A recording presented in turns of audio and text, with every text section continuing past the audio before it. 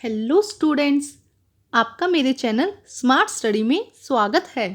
Students, आज हम directed of education की तरफ से दी जाने वाली वर्कशीट नंबर 45 करेंगे, जो कि क्लास 3rd to 5th के लिए है।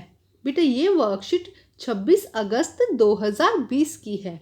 यहाँ पे बच्चे आप अपना नाम लिखेंगे, यहाँ पे अपने टीचर का नाम लिखेंगे और यहाँ पे अपना क्लास और सेक्शन लिखेंगे। तो आइए शुरू करते हैं आज की वर्कशीट शुरू करने से पहले बेटा प्लीज़ मेरे चैनल को सब्सक्राइब कर दीजिए। तो आइए देखते हैं आज की वर्कशीट, दर्जी की मर्जी। अरे देखिए क्या है आज की वर्कशीट में। दूर एक शहर में एक दर्जी रहता था। यह बहुत खास दर्जी था क्योंकि यह बिना नाप के लिए ही पोशाक बना देता था। ईद से कुछ दिन पहले सुहेल और उसके बाबा ईद के लिए नया कुर्ता बनवाने गए। उन्होंने कहा, जरा हमारा नाप ले लो, बढ़िया से कुर्ते सिल दो। दर्जी ने कहा, वह दर्जी ही क्या जिसे इंची टेप के नाप लेना पड़े। मैं तो बस आपको देख कर ही आपका नाप जान गया हूँ। 2 दिन बाद दोनों कुर्ते मिल जाएंगे। सुहेल और अबू बहुत खुश हो गए, घर लौट आए। 2 दिन बाद जब वे अपने कुर्ते लेने आए तो उन्होंने क्या पाया। देखिए यहाँ पे क्या हुआ, एक दर्जी था जो क्या रहता था, बिना नाप के कपड़े या पोशाक बना देता था। तो आइए देखिए क्या कहा गया है।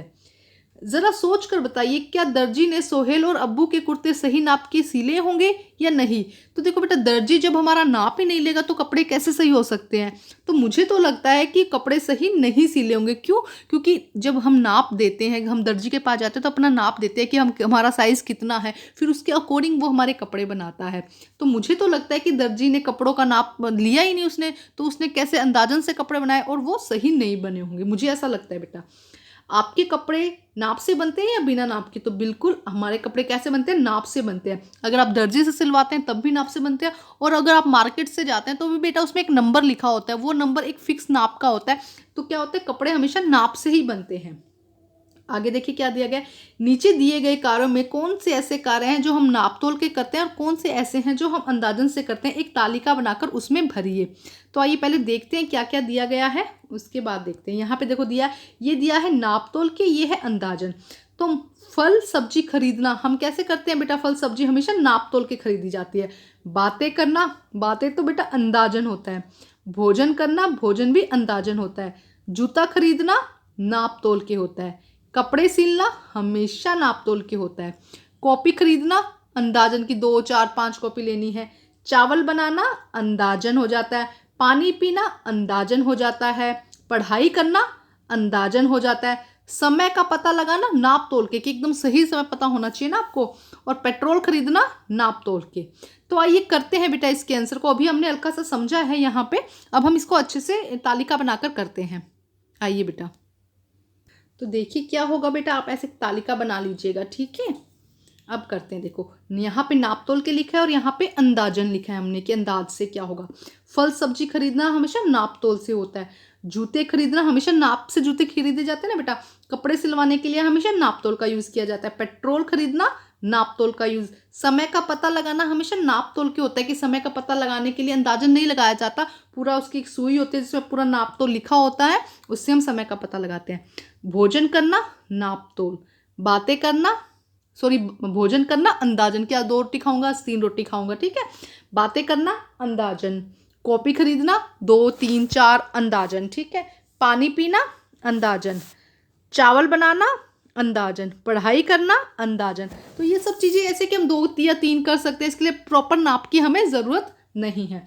तो ये है हमारा फर्स्ट क्वेश्चन बेटा। अब हम सेकंड क्वेश्चन करते हैं। देखिए क्या दिया गया है क्वेश्चन में। निम्नलिखित को मापने, नापने और तोलने के लिए आप किस मापक तोलक यंत्र का प्रयोग करेंगे। तो देखिए सबसे पहले लंबाई नापने के लिए, लंबाई किससे नापेंगे बेटा आप। यहाँ पे ये मीटर दिया गया है ना, मीटर स्केल बोलते हैं इसको। इससे क्या नापेंगे आप, लंबाई। वजन नापने के लिए आपको अगर वजन अपना वेट तोलना तो आप किसका यूज करते हैं बेटा, वजन भार नापने का यंत्र, ठीक है। कपड़ा नापने के लिए किसका प्रयोग किया जाता है, इंची टेप का। किसका किया जाता है, इंच टेप बोलते हैं बेटा इसको। सब्जी की तौल के लिए किसका यूज किया जाता है बेटा, सब्जी की तौल के लिए तराजू का यूज किया जाता है। तो आइए करते हैं इसको आंसर को बेटा। हम समझ में आ गया होगा आप लोगों को बेटा अभी तक। तो आइए आंसर करते हैं इसका।